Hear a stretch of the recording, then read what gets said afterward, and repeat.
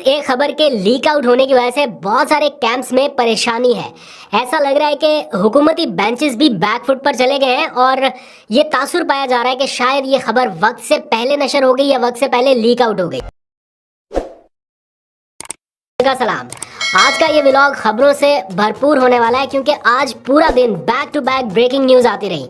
TV channel अभी एक खबर चला के हटते नहीं थे, दूसरी ब्रेकिंग न्यूज़, अभी उसके ऊपर ट्रांसमिशन खत्म नहीं हुई, तीसरी ब्रेकिंग न्यूज़ और फिर चौथी। तो आज के दिन की बैक टू बैक 5 बड़ी खबरें क्या है वो आपके सामने रखूंगा और ऐसा लग रहा है कि हुकूमती बेंचेस बैक फुट पर चले गए, यानी उनके कैंप्स में खामोशी है।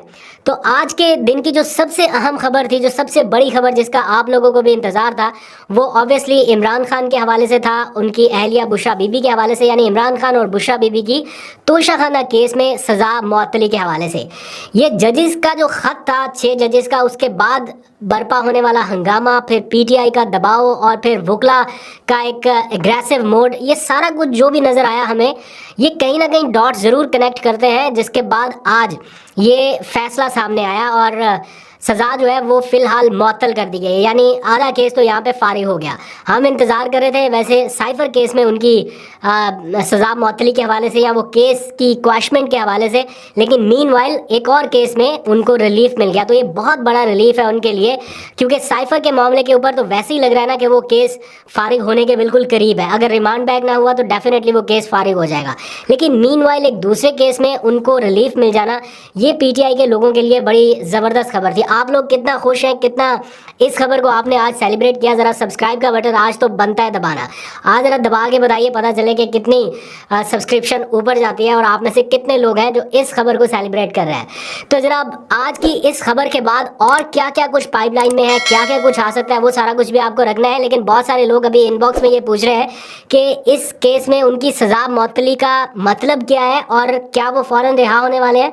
सज़ा मुअत्तली ज़रूर हुई है, उनका जो केस है वो ख़त्म नहीं हुआ, वो बाद में चलता रहेगा, लेकिन सज़ा मुअत्तली एक बहुत बड़ी अचीवमेंट है। तो इमरान खान को बाहर निकलने के लिए, जेल से बाहर आने के लिए 3 केसेस में दी गई सज़ा, जो 5 दिनों के अंदर अंदर 3 केसेस में सज़ा सुनाई गई थी ना, जिसमें तोशाखाना था, साइफ़र था और निकाह का केस था। इन 3 केसेस में उनको रिहा होना है, या ये 3 केसेस में दी गई सज़ा मुअत्तल होना ज़रूरी है। तो आज तोशाखाना में जो 14 साल की सज़ा सुनाई गई थी वो तो ख़त्म हो गई, एक तरह से मुअत्तल हो गया। बहुत मुश्किल है कि दोबारा अपील में ये सज़ा बहाल हो, नहीं होगी, क्योंकि केस ही ऐसा फारिग बनाया गया था। अब इसके बाद साइफ़र केस है जो बिल्कुल करीब पहुंचा हुआ है, अपनी आखिरी सांसें एक तरह से यूँ समझ लीजिए कि ले रहा है। तो साइफ़र केस में भी बहुत जल्द उनकी सज़ा जो है वो ख़त्म हो सकती है या मुअत्तल हो सकती है, और उसके बाद निकाह का केस रह जाएगा।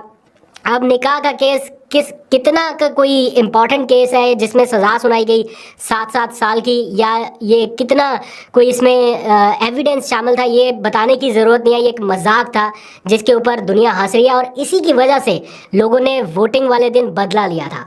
अब एक और केस है अलकादर ट्रस्ट केस, वो अभी चल रहा है, वो अभी पेंडिंग है, ट्रायल के मराहल में है। उसके लिए ज़मानत की दरख्वास्त इमरान खान साहब ने दे रखी है। तो आज का जो केस जिसमें सज़ा मुअत्तल हुई है, दैट इज़ इक्वल टू के उस केस में उनकी ज़मानत हो गई है। अब आ जाइए दूसरी आज की बड़ी खबर, जिसकी वजह से हुकूमती कैंप्स में थोड़ी खामोशी है, या यूँ कह लीजिए कि बैकफुट पर है। वो इसलिए कि सुप्रीम कोर्ट ने बिलाखिर, या चीफ जस्टिस ने बिलाखिर सो मोटो नोटिस ले लिया इस्लामाबाद हाई कोर्ट के 6 जजेस के ख़त के मामले के ऊपर। पहले उन्होंने इंक्वायरी कमीशन कायम किया और कोशिश यही थी कि इंक्वायरी कमीशन आ जाए और मामला चलता जाए, सो मोटो नोटिस की तरफ ना जाना पड़े। लेकिन सडनली 2 चीज़ें ऐसी हुई हैं जिनकी वजह से ये सो मोटो नोटिस, ऐसा लग रहा है, ऐसा तासुर है रिपोर्टेडली, और जो करीबी हल्के हैं वो ये बता रहे हैं कि 2 खबरें ऐसी हुई जिनकी वजह से ये मामला सो मोटो नोटिस तक चला गया। नंबर 1, एक खबर नशर हुई चीफ जस्टिस की मुद्दत मुलाजमत में तौसी के हवाले से, उसके ऊपर कुछ तशवीश है बहुत सारे लोगों को कि ये खबर अभी शायद प्री मैच्योर है, या ये होगा नहीं होगा, ऑन कार्ड्स है भी या नहीं है। हुकूमती हल्के इसकी तरदीद कर रहे हैं, खुद से आके तरदीद कर रहे हैं कि नहीं जनाब ऐसा तो कुछ भी नहीं है। लेकिन हुकूमती हल्कों के ज़राए ही कुछ मीडिया के सहाफ़ियों को, मोतबर सहाफ़ियों को ये बता रहे हैं कि नहीं इसके ऊपर काम हो रहा है। तो इस खबर ने काफ़ी हलचल मचाई और इसके ऊपर डिस्कशन इतनी ज़्यादा हो गई इनर सर्कल्स में कि अच्छा ये चीज़ होने जा रही है, ये एक्सपेक्ट किया जा रहा है। तो इस टाइमलाइन में या इस मोमेंट में, ये जो एक क्रूशल टाइमलाइन चल रही थी इस वक्त, या टाइमिंग जिसको आप कहते हैं, उसमें ये खबर बड़ी इंपॉर्टेंट थी। फिर साथ ही जिसको कमीशन का सरबराह मुकर्रर किया गया, तसद्दुक जिलानी, उन्होंने सरबराही लेने से माजरत कर ली। उन्होंने ख़त लिख दिया प्राइम मिनिस्टर को और कहा कि जनाब ये तो एग्जैक्टिव के ऊपर एक तरह से इल्ज़ाम है और ये मुतालबा तो 6 जजेस की जानिब से किया गया है सुप्रीम जुडिशल काउंसिल से कि वो इसकी तहकीकात करे, तो ये मामला तो चीफ जस्टिस को देखना चाहिए, उनको इस बारे में इंक्वायरी करानी चाहिए। तो इसलिए उन्होंने जो उनके TORs बनाए गए थे उनसे सेटिस्फाई नहीं थे। गुज़िश्ता रोज़ उनके बेटे ने भी एक ख़त तहरीर किया था 300 वकला के ऊपर मुश्तमिल जो एक यूनिट था जिन्होंने ख़त तहरीर किया था कि उनके तहफ़्फ़ुज़ात थे।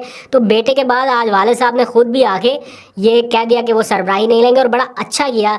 इतना कंट्रोवर्शियल इंक्वायरी कमीशन की सरबराही लेना ये कोई आसान चीज़ नहीं थी, और उनको पता था कि उनके पास इख्तियारात नहीं होंगे, और उन्होंने माजरत कर ली।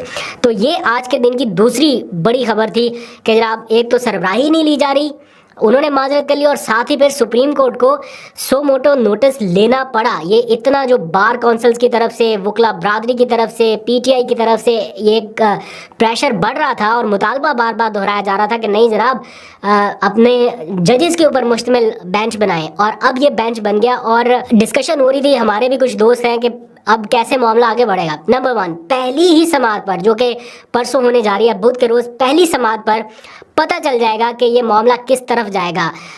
जजेस के मूड से भी पता चल जाएगा, चीफ जस्टिस के इंक्वायरी वो क्या कहते हैं कार्रवाई कराने के स्टाइल से भी पता चल जाएगा कि वो किस टेम्परामेंट के साथ इस कार्रवाई को आगे बढ़ाते हैं। और नंबर 2, ये भी मुमकिन है कि जिस दिन इसकी समाअत हो तो आगाज़ में ही ये मुतालबा किसी की तरफ से आ जाए कि जनाब इसके ऊपर लार्जर नहीं फुल कोर्ट बेंच बिठाएं, यानी वो जजेस भी शामिल किए जाएं जो बाहर रह गए हैं।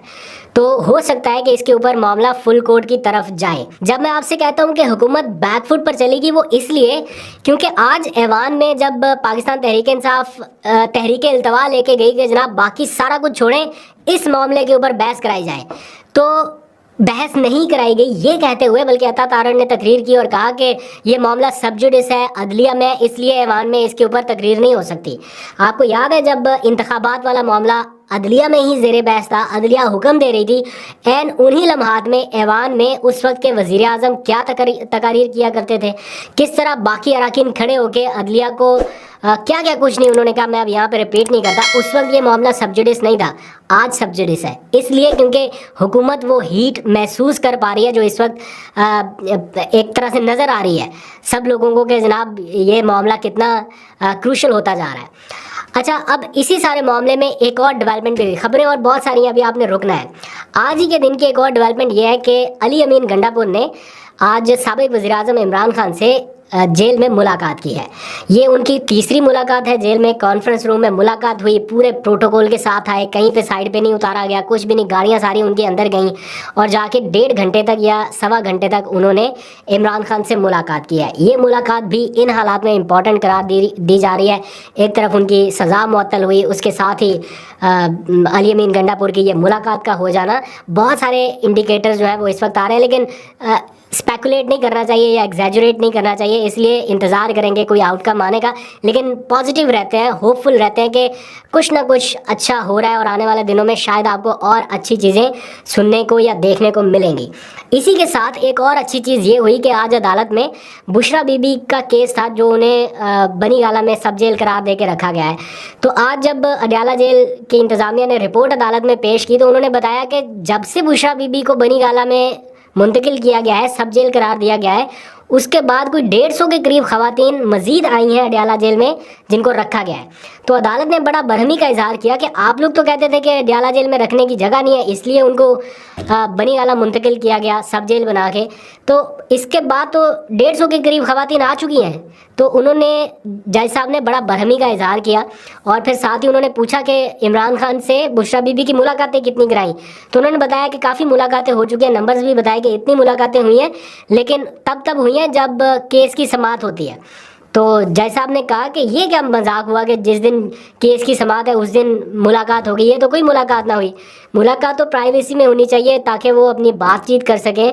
तो अदालत ने हुक्म दिया कि एक तो हर हफ्ते एक बार बुशरा बीबी की इमरान खान से मुलाकात कराई जाए और ईद से पहले भी मुलाकात कराने का हुक्म दिया गया है। तो ये कुछ रिसेंट डेवलपमेंट आज के दिन की हुई है।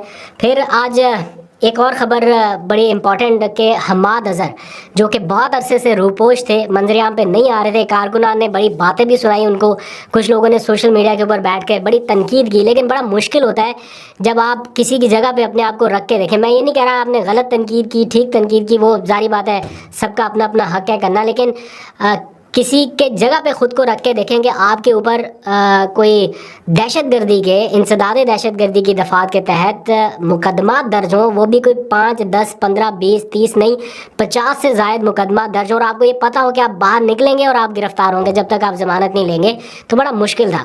बहरहाल जो कारकुनों ने दबाव डाला या पार्टी की आदत से मुशावरत हुई होगी या हालात की सूरत हाल में जो थोड़ी बहुत तब्दीली आ रही है उसकी वजह से ये फ़ैसला उन्होंने किया। तो आज वो गए पेशावर हाई कोर्ट में और वहाँ से उन्होंने 51 मुकदमात में जो इंसदाद दहशतगर्दी से मुताल्लिक थे उनके हवाले से उन्होंने ज़मानत ली और अदालत ने उन्हें वक्त दिया कि वो मुतल्लिका अदालतों में 1 महीने के अंदर अंदर पेश हो जाए।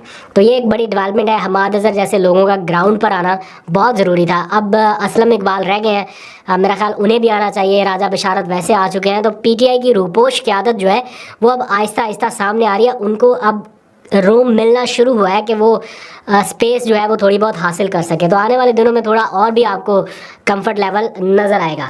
पार्लियामेंट का आज हंगामा खेज इजलास हुआ।